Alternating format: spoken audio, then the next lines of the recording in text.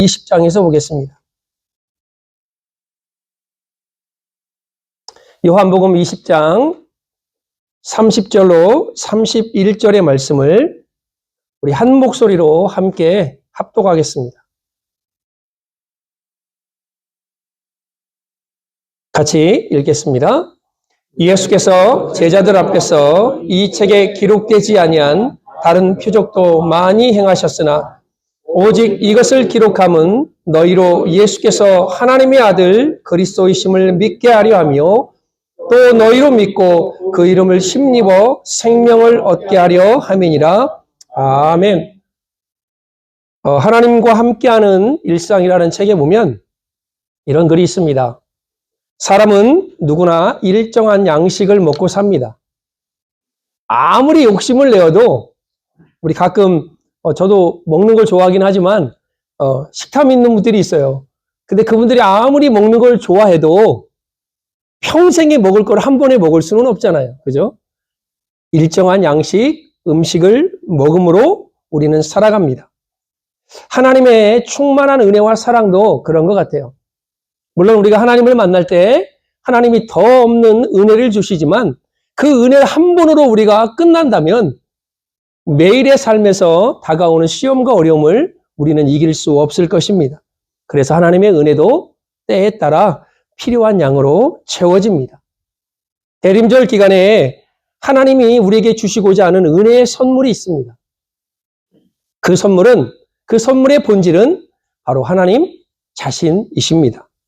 그래서 하나님은 언제나 우리에게 자신을 드러내기를 기뻐하십니다. 제가 요즘 선지서를 쓰고 있는데 하나님이 에레미야에게 네 백성들을 위해서 나한테 기도하지 마. 이렇게 말씀합니다. 이것처럼 슬픈 이야기가 어디 있을까요? 하나님이 이스라엘 민족을 향해서 너무나 화가 나신 거예요. 그래서 에레미야에게 이렇게 말씀합니다. 에레미야야, 너의 백성을 위하여 나한테 기도하지 마. 내가 듣지 않을 거야. 왜요? 하나님이 자기를 내어 보이시고 자기를 드러내시고 끊임없이 이스라엘 민족에게 하나님의 은혜와 인도하심을 보여줬음에도 불구하고 그들은 하나님을 외면하고 하나님을 적대시했습니다. 심지어는요, 하나님이 우리의 유일한 신이 아니라 눈에 보이는 우상에게 그걸 영적인 간음이라고 하는데 그런 행위까지 이스라엘 민족은 서슴지 않았습니다. 만물을 새롭게 하시는 하나님, 이 땅을 창조하신 하나님은 이 창조물 가운데 자신의 모습을 계속해서 끊임없이 드러내고 계십니다. 우리가 이 대림절 기간에 하나님의 은총을 기다리는 것도 하나님께서 우리에게 자신을 드러내지 않는다면 우리는 결코 받을 수 없는 은혜입니다. 12월 대림절 주간이죠. 그러나 우리 인생을 보면 우리의 인생의 봄, 여름, 가을, 겨울 모든 계절을 통하여 하나님께서 우리에게 하나님의 은혜로 채워주심을 우리는 알고 있습니다. 때로는 기쁜 일도 있지만 고난과 역경을 통해서도 하나님은 그 순간들마저도 하나님의 은혜로 채우십니다. 그래서 하나님께서 우리의 삶에 하나님의 은혜를 기다리는 모든 자들에게 하나님은 자신의 은혜를 채우실 뿐만 아니라 하나님의 사랑으로 그들을 이끄시는 것입니다. 제가 이 대림절 기간에 여러분에게 집중적으로 들려주고 싶은 말씀은 예수님에 대해서입니다. 저는 설교 가운데 가끔 이런 얘기를 제가 합니다. 교회에서는 가장 드러나야 될 이름이 누구라고 그랬습니까? 예수님이십니다. 목사도 아니요, 장로도 아니요, 권사도 아니요, 집사도 아닌 어느 누구도 아닌 교회에서 가장 드러나고 높아져야 될 이름은 하나님과 우리 예수 그리스도의 이름입니다. 우리가 1:1 제자 양육을 마쳤습니다. 제가 이제 우리 조원철 집사님과 또 1:1 제자 양육을 시작했는데 다시 제자 양육을 보면서 제가 하나 큰 깨달음을 받은 게 뭐냐면 이 대림절 기간에 우리 사주 만남이 있잖아요. 예수님은 어떤 분이고 예수님은 어떤 일을 하셨고 예수님은 지금 무엇을 하고 계시는지 그리고 나머지 또 되어지는 말씀을 제가 다시 한번 설교로 해야 되겠다라는 기도 중에 감동을 받았습니다. 4주간은 여러분들이 예수님에 대해서 들을 것이고, 나머지 이제 9주간은 우리가 1:1 제자 양육을 통해서 들었던 기도, 순종, 시험, 여러 가지 변화된 삶, 여러 가지 주제를 가지고 여러분과 함께 말씀을 나누고자 합니다. 이 세상에는 두 종류의 죄인이 살고 있다고 합니다. 하나는 그 죄가 드러난 죄인과 그 죄가 드러나지 않는 죄인. 죄가 드러나지 않았다는 것은요, 잘 은폐하고 살아간다는 거죠. 저와 여러분들은 아직 뭔가 드러나지 않는 죄인들로 잘 살아가고 있습니다. 그러나 그 두 가지 죄인의 공통점은 뭐냐? 똑같은 죄인이라는 것입니다. 이 땅에 찾아오는 불안과 공포와 모든 염려는 죽음과 관련된 죄로부터 출발이 되어집니다. 성경은 로마서 3장 10절에 보면 기록된 바 의인은 하나도 없다라고 선포를 합니다. 아무리 거룩하게 보이고 아무리 신앙심이 좋아 보이고 아무리 삶을 깨끗하게 사는 사람이라 할지라도 성령은 우리를 가르쳐 뭐라 말씀하시냐면 의인은 하나도 없다라고 말씀합니다. 로마서 3장 23절에 보면 모든 사람이 죄를 범하였음에 하나님의 영광에 이르지 못한다라고 성경은 우리를 향하여 정확하게 진단하고 못을 받고 있습니다. 이런 죄악이 우리 안에 있기 때문에 우리 안에서 쏟아져 나오는 것들이 바로 부패한 것이요, 시기와 살인과 음란과 도적질이 우리 안에서 쏟아져 나오는 것입니다. 남들보다 위에 있어야 되고 남을 속이고 흠잡고 악한 마음을 가고 눈에 보이는 것이 최고로 살아가는 우리들. 그래서 에레미야 17장에 보면 만물보다 거짓되고 심히 부패한 것이 우리의 마음이라고 말합니다. 제가 저번 주도 얘기했잖아요. 여러분이 은혜 안에 있을 때는 그렇게 거룩하게 보이지만 조금만 은혜 사라지면 나를 구속하신 주님은 온데간데 없고 혈기남은 남아있는 것을 보게 될 것입니다. 우리가 그런 존재예요. 우리가 그런 연약한 존재입니다. 에레미야 13장 23절에 보면 이런 말씀이 있어요. 검은 피부를 가진 구스인이 자기 피부를 바꿀 수 있느냐? 표범이 자기 반점을 바꿀 수 있느냐? 만약에 바꿀 수 있다면 악에 익숙한 너희도 선을 행할 수 있다라고. 그러니까 무슨 말입니까? No, 없다는 거예요. 우리 잘 아는 인순이라고 우리 한국에 되게 유명한 가수가 있습니다. 흑인과 한인 간의 혼혈이죠. 그래서 어렸을 때부터 얼마나 사람들에게 핍박당하고 놀림을 당했나 몰라요. 여러분 생각해보죠. 1970년대 특히나 백인이면 몰라도 우리나라 사람들은 아직도 흑인들을 차별하는 경우가 많아요. 그래서 자기 피부가 너무 싫어서 부모님 다 없고 할머니 밑에 손에 자랐던 그가 밤마다 때타올로 때를 문지릅니다. 아니, 때가 아니라 피부를 문지릅니다. 왜? 그 피부가 싫어서. 그러면 피가 날 정도로 계속해서 그 피부를 문지르면 할머니가 와서 말려요. 그럼 울면서 그래요, 할머니한테. 나는 이 피부가 싫다고. 바꿀 수 없죠. 지금은 얼마나 유명한 가수입니까? 어렸을 때 그 아픈 마음. 구스인이 그 검은 피부를 바꿀 수 있느냐? 표범이 그 반점을 바꿀 수 있느냐?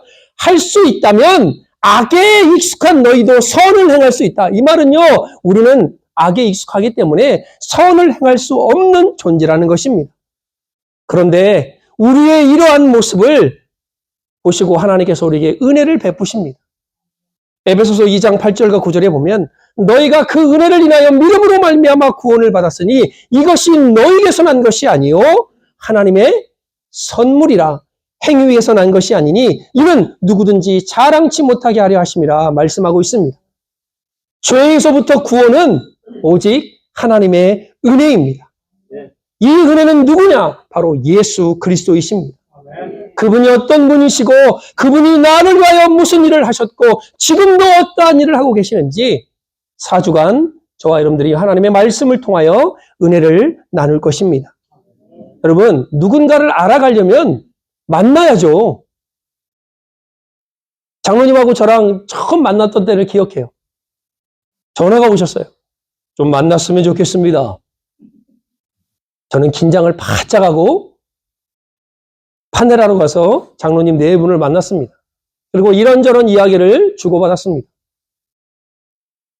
왜? 알아야 되니까. 그 후로 제가 그 집에 가서 밥을 참 많이 먹었던 기억이 난 것 같아요. 먹으면서 대화를 하고 이 사람이 누군지, 이 사람은 어떤 사람인지 서로를 알아가는 거 아니겠습니까? 아니, 만남을 가지고 못한다. 그러면 그분이 쓴 책이나 아니면 글을 가지고 또 그분을 알아갈 수 있습니다. 지금 우리는 육신을 가진 예수님을 만날 수는 없죠. 그렇다면 그 예수님에 대하여 쓴 글이 있을 거 아닙니까? 그 글이 뭐냐? 바로 성경입니다. 요한복음 5장 39절에 보면 너희가 성경에서 영생을 얻는 줄 알고 성경을 상고하거니와 이 성경은 누구에 대해서 말씀한다고요? 곧 나에 대해서 예수 그리스도에 대해서 말씀하고 있다라고 기록하고 있습니다. 예수님은요. 신성을 가질 뿐만 아니라 인성을 가진 분이십니다. 인성을 가지셔서 우리 인간이 느끼는 모든 것을 느낄 뿐만 아니라 그분은 하나님이시기 때문에 죄가 없는 분이십니다. 사람의 아들로 인자라는 이름으로 오신 이 땅에 오신 예수님. 여러분, 사람의 특징은 뭘까요? 인간은 연약한 존재입니다. 왜요? 어떤 사람을 들어요. 남자는 약하지만 여자는 강하대. 그 이유를 물어봤더니 남자는 흙으로 지었지만 여자는 뼈로 지었대, 뼈로. 그래서 덤비면 박살난대요. 제가 살아보니까 젊을 때는 제가 좀 센 것 같았는데 가면 갈수록 제가 약해지는 것 같은, 그래서 이게 성경적이구나. 남자는 흙으로. 그래서 이사야 45장에 보면 질그릇 한 조각 같은 존재를 인간으로 표현합니다. 사랑하는 남자분들이요. 여자들에게 덤비지 마십시오. 뼈로 만들어져서 그 뼈로 한번 치면 질그릇은 깨질 수밖에 없습니다. 남자들이 살아남는 방법은 그저 나는 죽었다 생각하고 낮아지는 자세로 임하면 그 질그릇이 아름답게 보존되리라 저는 믿어 의심치 않습니다. 인간은요 연약합니다. 육체를 가진 인간의 특징은 뭐냐? 연약하다는 거예요. 또한 허무합니다. 베드로전서 1장에 보면 모든 육체는 들의 풀과 같고 모든 영광은 풀의 꽃과 같다라고 말합니다. 그리고 그 육체는 유한합니다. 언젠가 죽어요. 인생에게 임하는 일은 짐승도 당하나니 전도서 3장에 보면 그들이 당하는 것이 일반이라 뭐라고요? 짐승이나 사람이나 유한하다는 거예요. 이 땅에서 죽는다는 것입니다. 그런 인간의 모습을 가지고 우리 예수님이 이 땅에 오셨어요. 사람들은 그 예수님을 보고 그저 그냥 요셉의 아들로 생각했습니다. 유대 베들레헴에 나셔서 나사렛이라는 동네에서 성장하신 분, 평범한 목수의 아들이고 또한 목수라고 생각했던 그 예수님. 그래서 성경은 이 예수님의 모습을, 인간적인 모습을 표현한 구절이 많이 있습니다. 마태복음 4장에 보면 40일을 금식하신 후에 줄이신지라. 하나님이면 줄일 이유가 없잖아요. 요한복음 4장에 보면 길을 가시다가 피곤하였다라고 말합니다. 우리도 가끔 피곤하면 예배 시간에, 설교 시간에 졸잖아요. 제가 조금 이해해요. 왜? 피곤하시니까. 우리는 인간이니까. 마가복음 4장에 보면 예수님께서 배 고물에서 뒤편에서 베개를 베고 주무셨대요. 인간의 모습 아닙니까? 요한복음 11장에 보면 예수님께서 눈물을 흘리는 장면이 등장하십니다. 인간이 느끼고 행했던 모든 것들을 예수님께서 함께 가지고 계셨다라는 말씀입니다.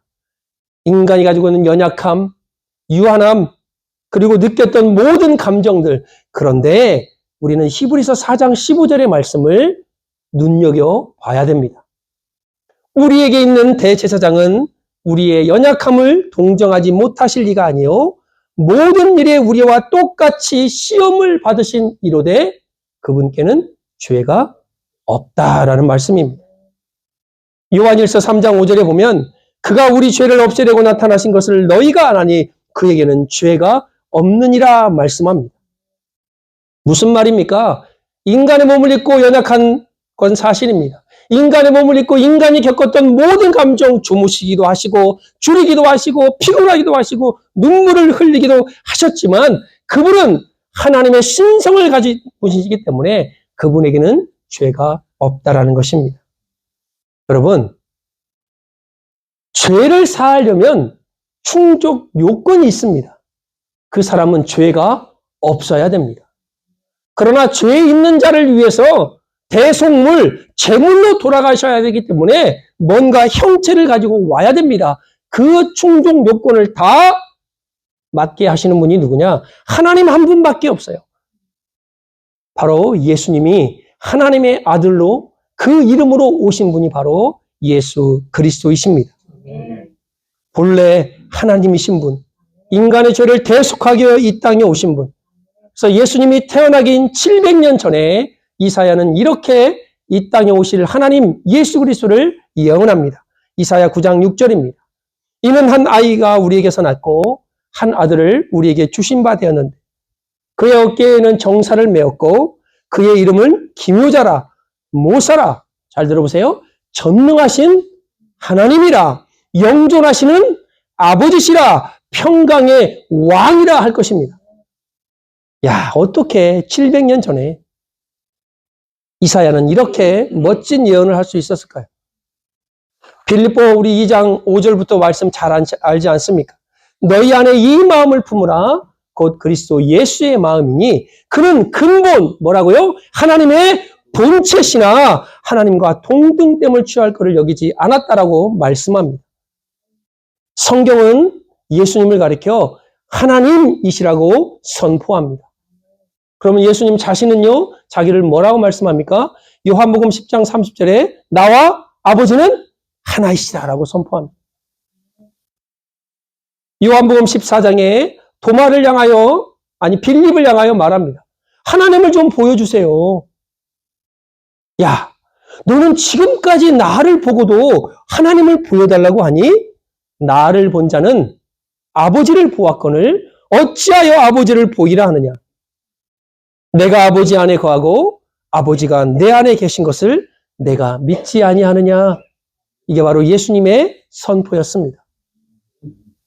그 당시 이스라엘 민족을, 유대 민족의 주위의 사람들, 그 사람들은 예수님을 어떻게 고백했습니까?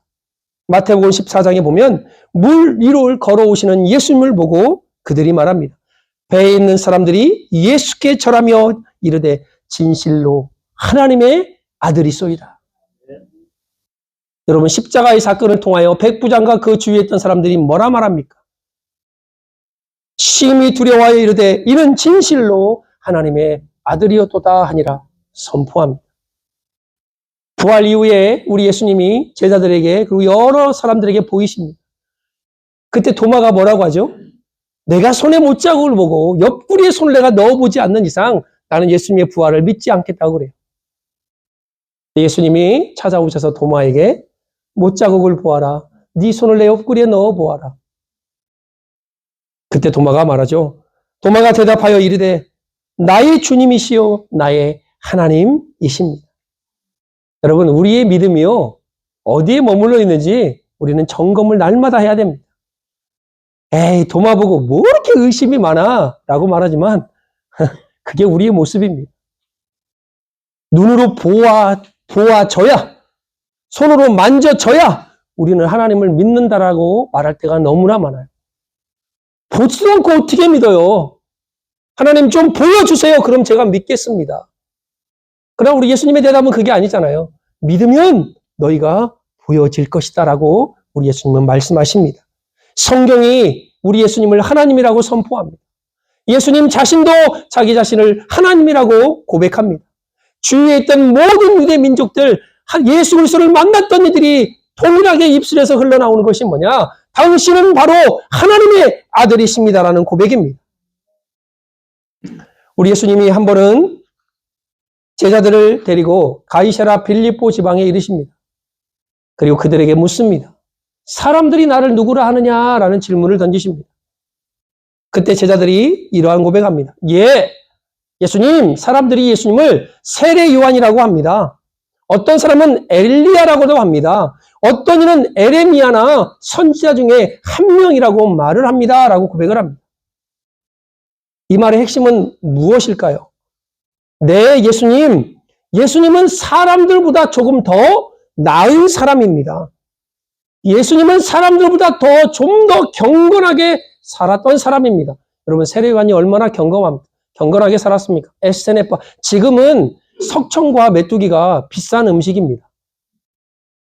메뚜기 얼마나 고영양가입니까? 석청? 돈 주고도 못 사 먹어, 이제는요. 근데 그가 가만히 봤더니 또 가죽 옷을 입고 다녔어. 패션의 성부자 아닙니까? 가죽 옷을 딱 걸쳐 입고 띠를 딱 두르고 지팡이 하나 잡고 회개하라 독사의 자식들아. 패션도 멋진데 선포하는 말도 멋져요. 음식은 또 얼마나 또 몸에 좋은 것만 먹고 다니시는지. 그 당시에 보면 가장 낙후된 옷과 음식이지만 네, 예수님은 세례 요한입니다. 다른 사람들보다 좀 더 경건한 삶을 사신 분입니다. 이 말은 무슨 말입니까? 당신은 엘리야입니다. 어떤 말이에요? 예수님은 사람들보다 좀 더 능력 있는 사람입니다. 이 소리입니다. 예수님은 에레미야나 선지자 중에 하나입니다. 하나님과 좀 더 가까운 사람입니다. 라는 고백입니다. 그러나 이 고백이 맞나요? 물론 맞을 수 있지만 예수님이 듣고자 하는 고백이 아닙니다. 예수님이 제자들을 향하여 말합니다. 그러면 너희는 나를 누구라 하느냐라는 말씀입니다. 그때 베드로가 이렇게 고백합니다. 주는 그리스도이시요 살아계신 하나님의 아들이십니다. 이 고백이 예수님께 너무 듣기 좋은 고백이었습니다. 주님은 구원자이십니다. 주님은 우리의 죄를 사하실 수 있는 분이십니다. 주님은 지금도 우리를 인도하시는 살아계신 하나님의 아들이십니다. 라는 고백입니다. 예수님은 여러분과 저에게 어떤 분이십니까? 그분이 나를 구원하신 구원자가 맞습니까? 지금도 살아 역사하시는 하나님의 아들이심을 믿으십니까? 여러분, 우리의 중심으로, 우리의 생각으로 예수님을 믿으면 그 예수님은 역사적인 인물로 끝나는 거예요. 우리 양육자께서 하신 말씀입니다. 예수님을 자기 중심적으로 믿으면 그건 역사적인 인물로 끝나는 거예요. 우리 학교 다닐 때 배웠던 4대 성인의 한 명, 소크라테스, 공자, 석가모니, 그리고 예수님. 여러분의 지식으로, 여러분의 감정으로, 여러분의 중심으로 믿으면 예수님은 그저 한 역사의 인물로 끝납니다. 그러나 성령의 인도하심으로 하나님의 말씀으로 비춰보면 그분은 나의 주요, 나의 하나님이시요, 나의 그리스도이시요, 살아계신 하나님의 아들이심으로 여러분 고백하게 될 것입니다. 이 한 주간 그 예수님이 어떤 분이십니까? 인성과 신성을 가지고 우리를 구원하러 이 땅에 오신 그 예수님을 여러분의 주로 고백하시고 살아계신 하나님의 아들로 고백하시는 그런 은혜가 있기를 주 예수 그리스도의 이름으로 축복합니다. 아멘. 기도하겠습니다.